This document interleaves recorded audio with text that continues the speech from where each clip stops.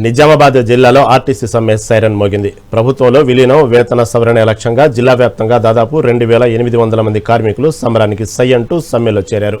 అర్ధరాత్రి నుంచే 6 డిపోల పరిధిలో సుమారు 650 బస్సులు డిపోలకే పరిమితమయ్యాయి. ప్రభుత్వ ఉద్యోగులతో సమానంగా తమకు హోదా, వేతనాలు కల్పించాలని కార్మికులు కదం తొక్కారు. ముందస్తు సమాచారం లేకుండా బస్సులు నిలిచిపోవడంతో జిల్లా వ్యాప్తంగా ప్రయాణ ప్రాంగణాలు బోసిపోయాయి. తమ డిమాండ్లు నెరవేరే వరకు వెనక్కి తగ్గేది లేదని ఆర్టీసీ జేఏసీ నాయకులు స్పష్టం చేస్తున్నారు.